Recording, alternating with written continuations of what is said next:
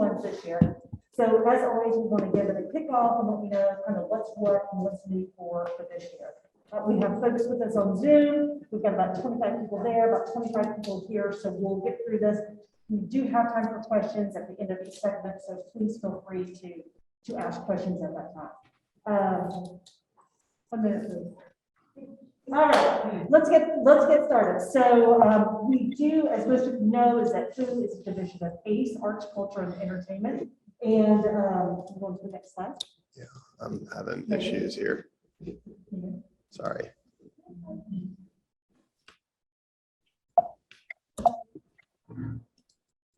There we go. All right, sorry. There we go. And so our board of directors, this is all the folks that are on that. We have a couple of those here. So I want to point out Mary Lucas. She's in the back. She's the president of ACE. Also, too, I saw Betty Duma here in the front row. And then we've got Therese McKenzie right here, myself, and you'll see the list of folks on there. But these are the folks that kind of govern and tell us how much money we get to spend on certain things, just so that you know that's who they are when you see them they come for their service. And then let's go on to the committee. We have a couple of new additions to the committee this year. Is that Nicole is returning as curator, which is great. I am serving as my last year as chair, and Therese is going to be taking it over as chair for the next year. So she's shadowing me all this year, so she can. It's a lot, but it's all good stuff. And then we have David, who will continue to act as our past chair and sage advisor.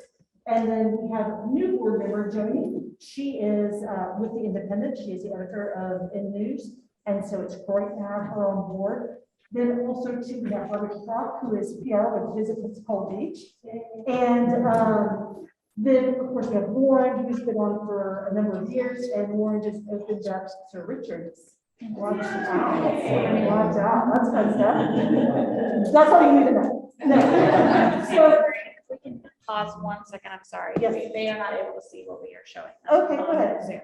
I'm sorry, everyone. So I will tell you while they're fixing that up, what we try to do, because this is really, Picnic Fest is certainly about the programs, but it's about from an ACE perspective, it's about marketing.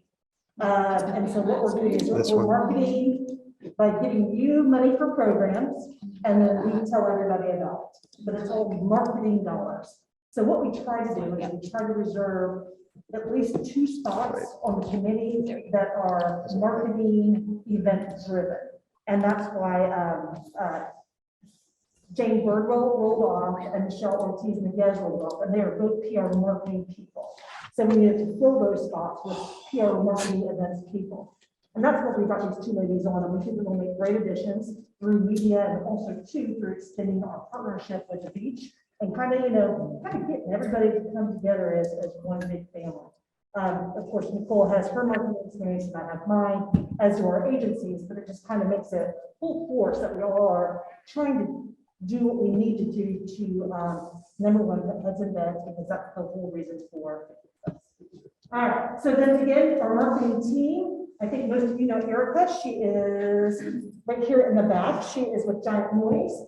And then Jennifer is not here, Hummingbird, and Amanda, I think she's on the Zoom. Tim is with Hummingbird, I think most of you know them, and Jared, of course, with Hummingbird, and Sarah is also with Giant Noise. But today we do have 4 Giant Noise, Erica, and then for Hummingbird we have Jared.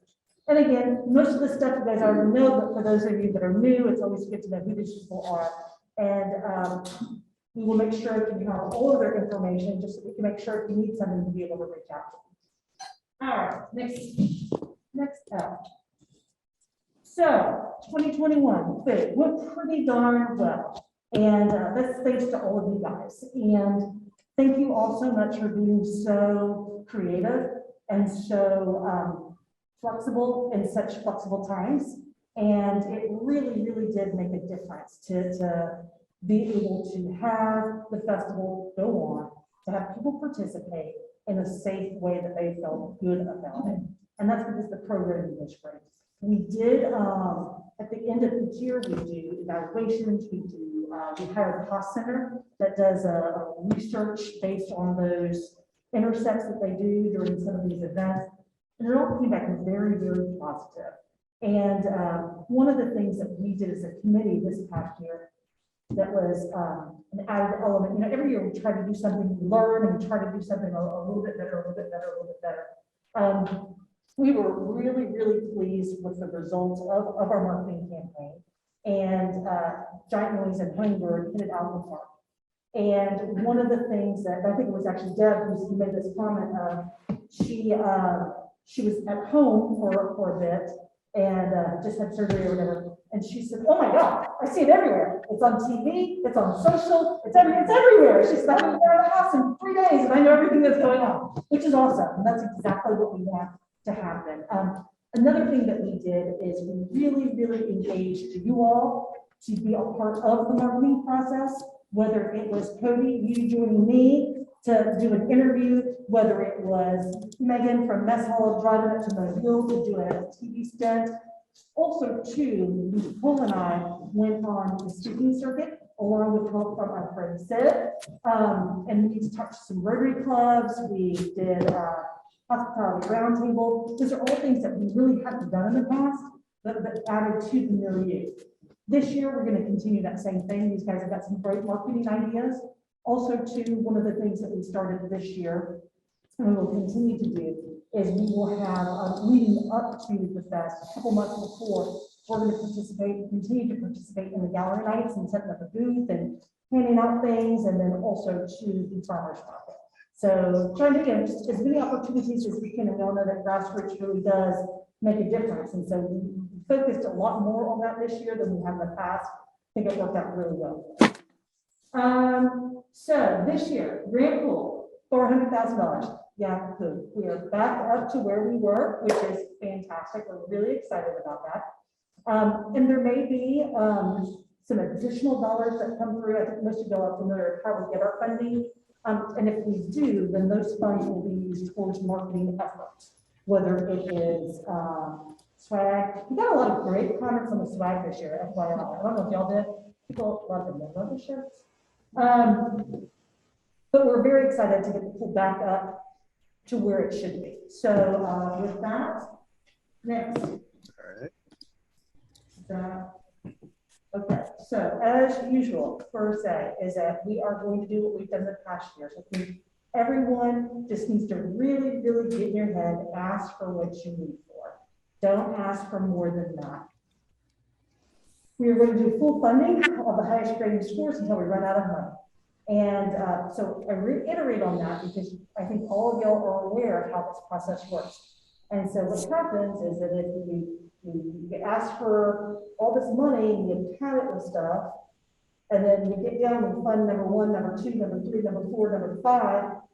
Well, we can't do number 6 because it's too much money, and we only have $40,000 left. The request is for $100,000.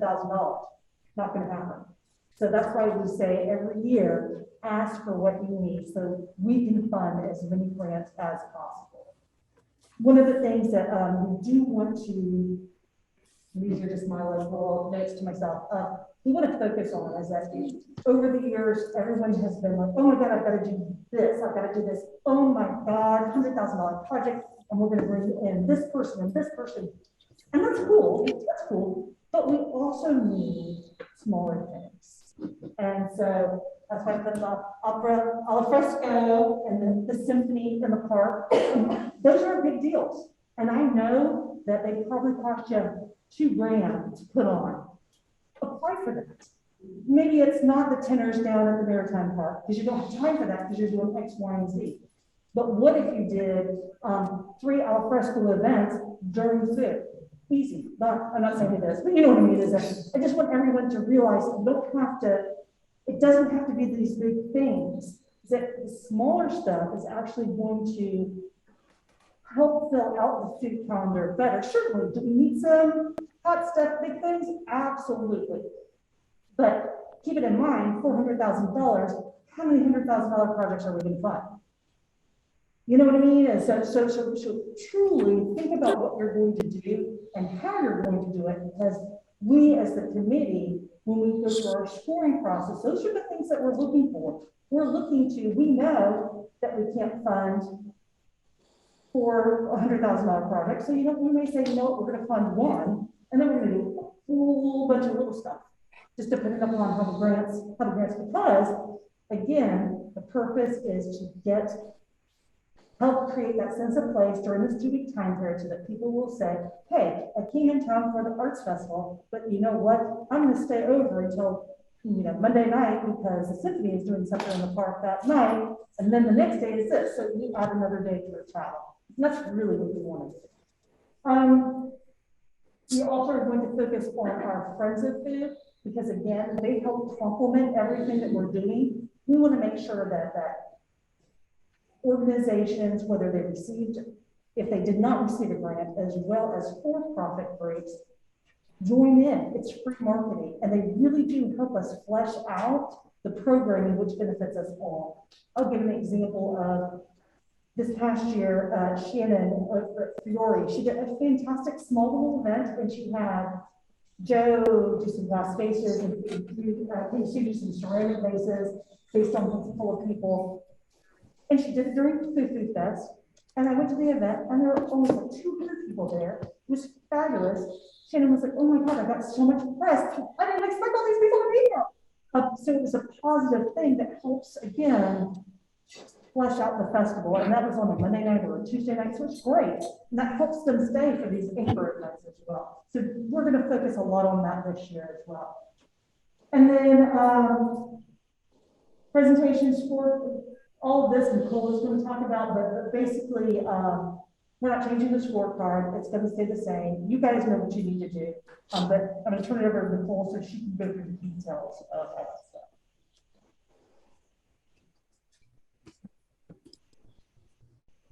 All right, I'm gonna stand right here, so hopefully everyone can hear me on the Zoom. All right, well, welcome. Thank you for being here. We're excited to do this again. For agency updates, as you guys know, Giant Noise and Hummingbird will be putting together some fabulous plans. They're going to be working with all of our local media as well as regional and some national.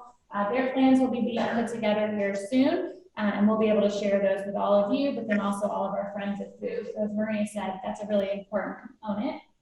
The timeline review. So this year we're doing something a little bit different in that we're asking for a letter of intent. And the letter of intent is super quick, simple. It's basically just telling us that you are looking to do a project and you're going to be applying for funds. This will help the committee kind of see what all we have coming in. It'll also make sure that we can vet you to make sure you're a nonprofit, to make sure that what you're asking for is what we're looking for. And also just gives us a sense for how the public scoring is going to go. So this year it's recommended, next year it will be required. So if you're in the room, if you're on Zoom, just go ahead and do one so that we know it's good practice, and you can help us spread the word to other applicants. And that template is on the website. Yes. Just FYI. Everything up here is on the website, and if it's not there, it'll be there after this meeting. So applications are opening March 14th. This gives us a week to kind of vet those letter of intents, get things squared away, and then the application process will begin. If you have any questions at all during that time, please feel free to email curator. You all, I think, have the email. You know how to find me. But if you have questions, that's what we're here for. The deadline to submit will be May 6th at noon. Anything after noon, promise 12:01, we will not accept it. You will be ineligible, and we will hopefully have you as a friends of Foo, or we'll see you next year. And then the public scoring will be May 24th. 10 to noon at the Bowden building. You guys are familiar with that, I think, but this is where you can come and kind of let us know if there's been any changes since you submitted your application. It's also where the committee will be able to ask questions. So it's not really a presentation, if you will. It's more of us, if we don't understand something, learning about what your project is so that the committee can make the best score possible. And then the grant scoring sheets. There aren't any updates this year. Last year we implemented a COVID conscious kind of tell us what your plans are just in case the numbers start to ramp up or if they decline, how flexible are you going to be? But I will say for good practice, use the score sheet. Use the score sheet when you're putting your application together. It's the best way to get the highest score because you know exactly what the committee is looking for. You can kind of use it as a checkbox to make sure that you've included everything. And it's really helpful because then as we're going through it, we know, okay, they check this off. This is their timeline. This is the operations. This is what marketing are going to be doing. It really kind of helps us paint a picture of what you're putting together. Questions on the timeline? Any questions? Yep. Okay, cool. Moving on. So some of the rules, and you all know these, but you must be a Florida not-for-profit organization. The letter of intent, as I said, this year it is optional, but it is due March 11th. Next year it will be required. So again, I say it's recommended. Just go ahead and do it. Just practice. You can ask for up to 100,000, like Maria said, but the organization must invest 15% of the ask, and that can be in cash or in kind. But remember, like she said, $100,000, $400,000 in the pot. We definitely don't want a food festival for events. That just wouldn't be fun. So ask for what you need. Think about those smaller events that you just couldn't do without this money that will really amplify your programs, but really bring something new and exciting to the community. And then thorough budget details with no duplicative efforts and no salaries. So just kind of really pick through that. Look at what you're applying for. Look at what you need. And again, remember, we have marketing agencies. So the emphasis does not need to be on marketing because you've got people here that are going to do that for you. No changes to the amounts being asked may be made after you submit your application. So if you come to the public scoring and they say, well, this is great, but we've run out of money, we're done. And you were the next one and you say, well, I can change mine to $15,000. That's not going to work this year. So nothing can be changed after you submit your application. The presentations are more about answering questions for the committee and letting us know if your program has changed. Process of the grant distribution. This will be after the public scoring. We announce right then and there who's getting the money. And then the compliance team will put the contracts together. We'll get those contracts out to you. Everything will get signed. You'll get everything submitted. Then you send us an invoice and we're good to go. You start kind of putting your program together and spending that money. And rule of thumb, and I know the compliance team will say this, once you get the check, cash it. Cash it immediately. And then budget changes. After the contract is signed, if it's a significant budget change, you've got to let us know so that when you're returning everything and telling us what you spent the money on, there's no big surprises for us. Questions? Anything online? Great, you guys are easy. All right, next up, we'll have the compliance team, and Therese is going to tackle that one. Yes.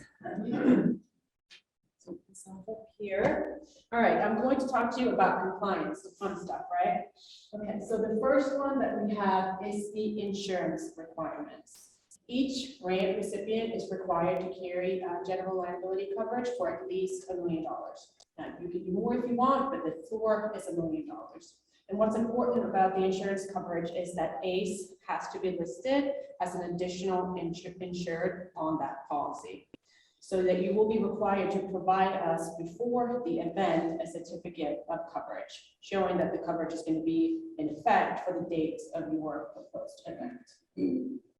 And also, I think to keep in mind when you're filling out the grant application is to keep the cost associated with obtaining the insurance policy in mind when you set your budget. And next we have the double dipping. What that is that any grant recipient that receives Foo funding for the event is then ineligible to receive any other sort of funding from Visit Pensacola or Pensacola Sports for the same event. I know there are some organizations that receive general operating grant funding from ACE. That does not prevent you from applying for a Foo Foo grant, as long as obviously none of the costs are over that. That's the double dipping. All right, the next one that we have is the depositing the checks that Nicole just mentioned. So this is really important. The way it works, if you are one of the grant recipients, you will be asked to sign a participation agreement with ACE Pensacola, and you are required to have that signed agreement back to us prior to us being able to write you a check. So what we require before we can issue the checks to the grant recipients is a copy of the signed agreement. We also need an invoice for the grant amount, along with the budget showing how the funds will be spent. And this can be the same budget that you submitted along with the initial grant application. And once we receive that, then we can process the checks.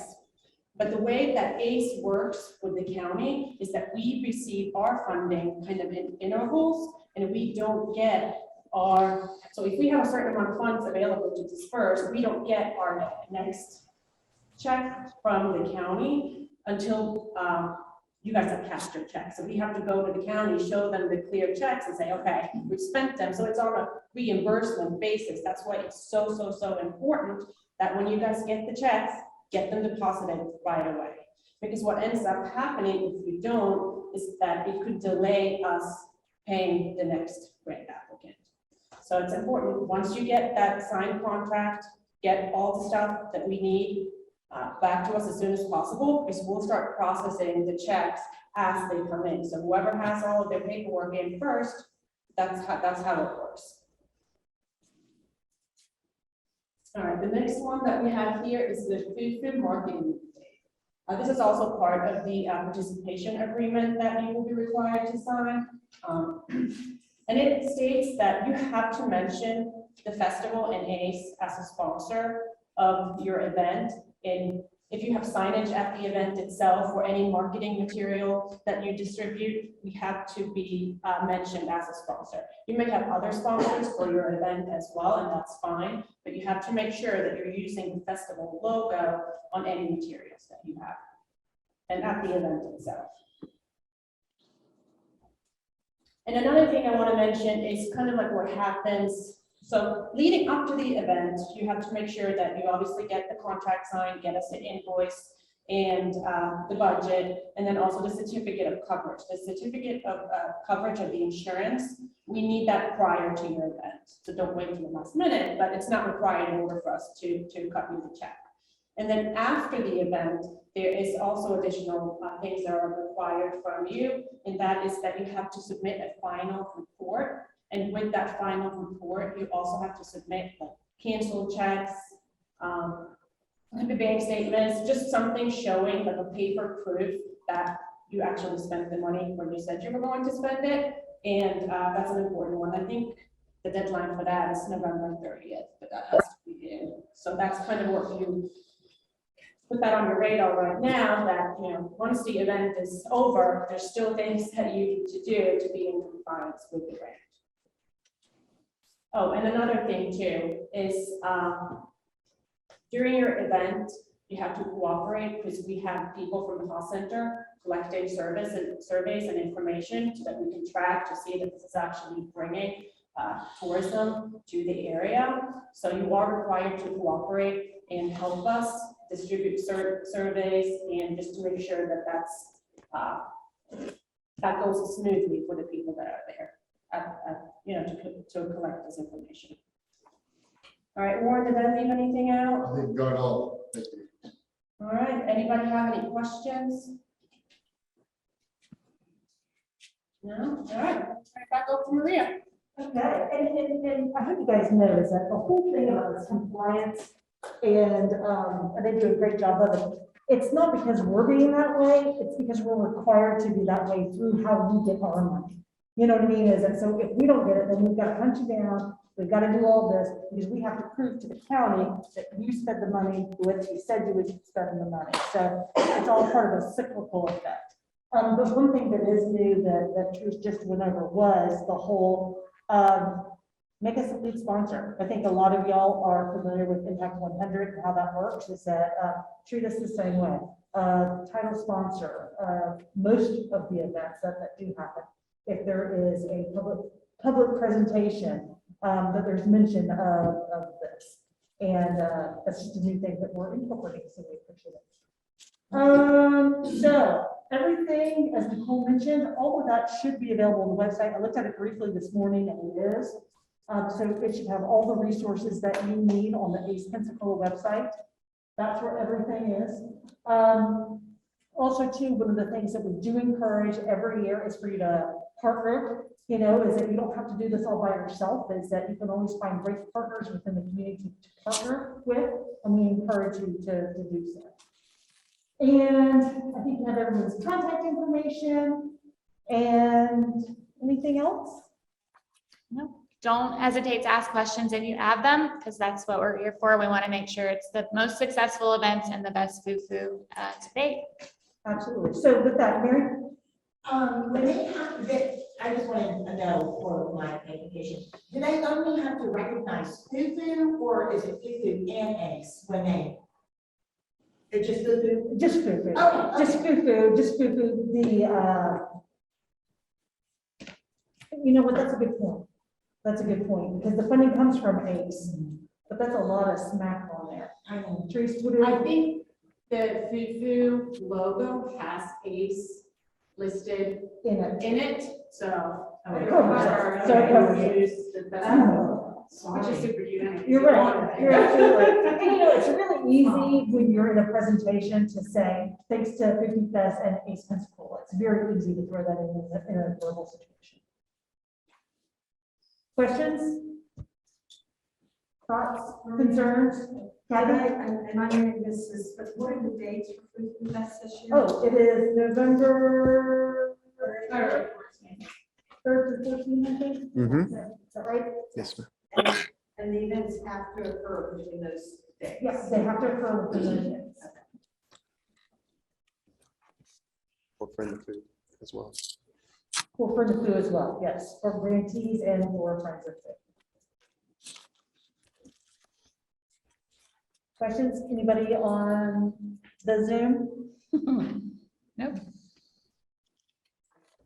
Cool, thank you all for taking the time and for coming, and as you all know, is that we're here, we're available as a resource, use us, ask us questions, but seriously, even though it is recommended, the letter of intent, let's just go ahead and get into the habit. The more of you that can get into the habit of doing that, the easier it will be, and easier actually in the grant process too. So thanks for coming, we appreciate it.